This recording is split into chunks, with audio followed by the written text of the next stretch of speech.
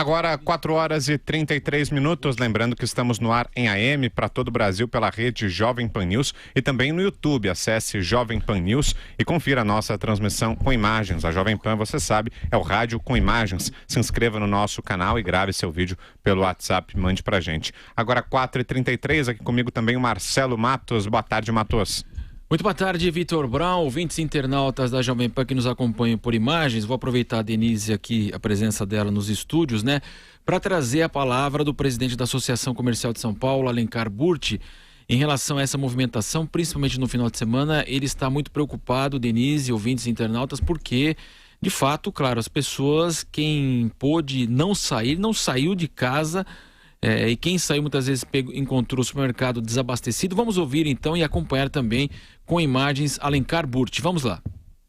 Não, nós somos muito preocupados com isto. Realmente é assustador a retração que houve no mercado. Eu vejo pelas minhas atividades a queda e a preocupação geral. Agora, são movimentos que se você não pode impedir, você deve incentivar para que não haja mais necessidade de movimentos como esse. É preciso uma conscientização do povo e dos governantes de que realmente o que se precisa é de simplicidade e objetividade. O Brasil é um país que merece esse esforço da sua sociedade. Portanto, a entidade centenária se torna jovem quando precisa trabalhar e nós vamos fazer isso pelo nosso país.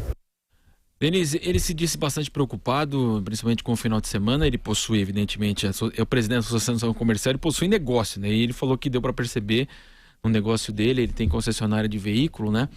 A movimentação no final de semana foi pífia e a gente trabalhou aqui sábado e domingo, né, Denise? Parecia feriado. Parecia um feriado do feriado, assim. Feriado aquele que o pessoal emenda, viaja. Sabe, né? Assim, as estradas vazias, você não observava caminhão pelas estradas, ônibus também intermunicipais poucos. E nas várias cidades, não foi só São Paulo. O interior, já tem interior sem combustível desde o começo do final de semana. Então, é uma situação grave. Estamos chegando no 8º dia, então o comércio vai apresentar aí uma baixa considerável, né, Denise? Agora, tem uma reação em cadeia aí dessa perda que a economia sofre, além dos transtornos da população em geral.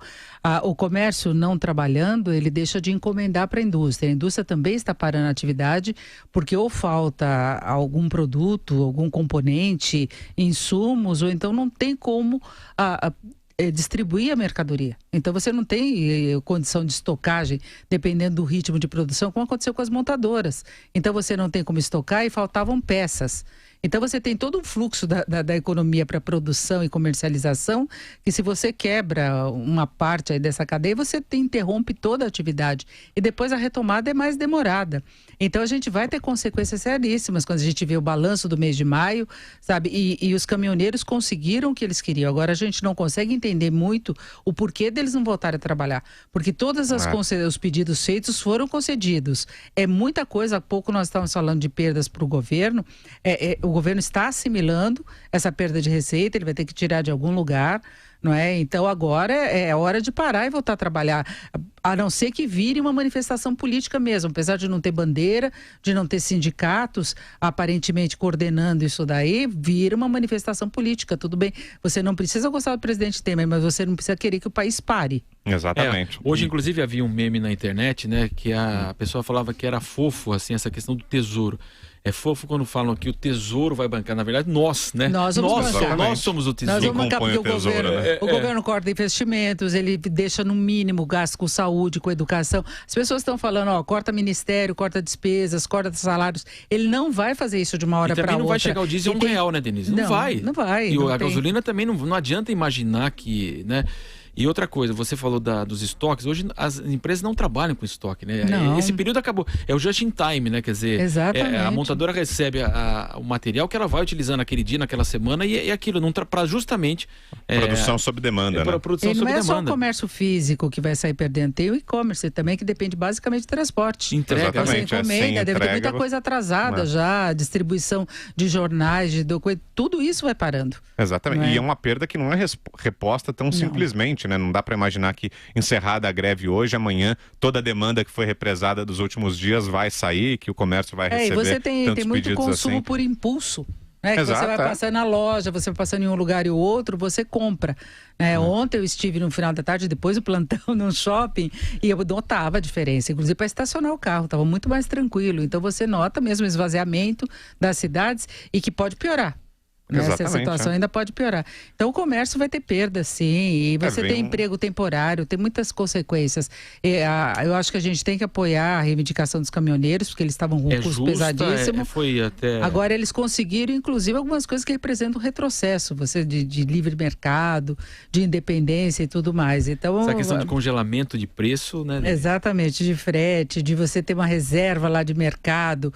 Então, tudo isso tem que ser questionado depois. Eu acho que deixou explícitos vários problemas da economia brasileira, de logística, de transporte, de concentração na área rodoviária, infraestrutura, problemas inclusive de estocagem.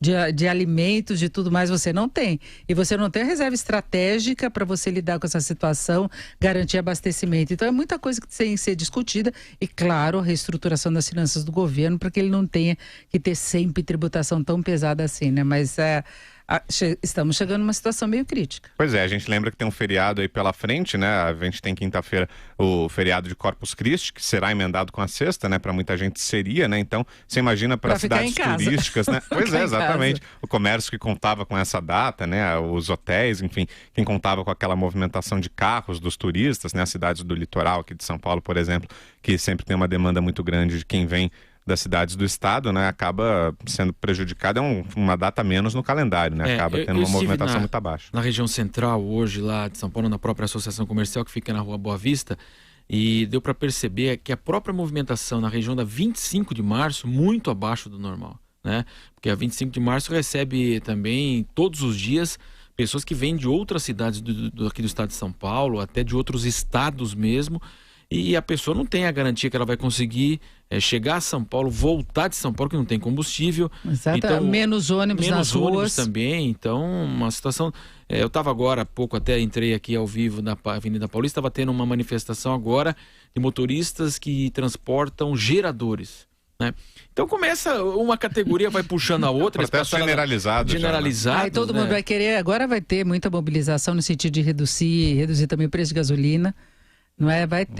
Vão acontecer outras manifestações também. Agora, os caminhoneiros demonstraram uma força muito grande para parar o país. Não é? Talvez nem eles imaginassem que tinham esse poder de mobilização. E agora qual seria a pauta de reivindicação deles, além de tudo que foi obtido? Essa que eu acho que vale essa pergunta para todos que apoiaram.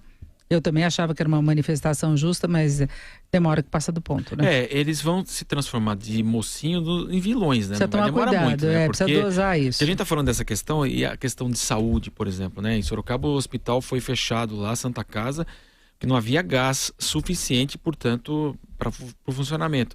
Depois chegou lá o gás, mas as situações complicadas. Ontem aqui o comandante conversou com a gente, que um senhor que ia fazer um transplante, ele recebeu o telefonema para que ele comparecesse para o hospital para fazer justamente a cirurgia, mas ele não tinha combustível no seu veículo, ele pediu para uma viatura da Polícia Militar e os policiais o levaram. Mas então, é um caso, mas a gente, imagine o estado inteiro, imagine o Brasil inteiro, quantos dramas até e quantas questões que envolvem saúde pública. Né? Esses dramas já existem, né, Marcelo? No dia a dia, Fica mais graves, já não é fácil, né? Já é uma coisa terrível, o atendimento já é péssimo, você já tem falta de produtos, de aqueles medicamentos que o governo fornece de uma forma gratuita para a população, né, mais carente, de uso contínuo. Agora, tem essa precariedade já dos hospitais. Agora, imagina se ficar ainda mais sem insumos porque não está recebendo. É uma situação muito mais grave. O que está ruim pode piorar. Sem dúvida. Né? As pessoas têm de levar em conta isso. Não era nem uma maravilha. Culpa não é dos caminhoneiros que o atendimento é ruim. Nós temos as escolas paradas, né? Porque não tem a Universidade de São Paulo e suspendeu as aulas. Então você tem uma série de coisas parando e vai uma reação em cadeia.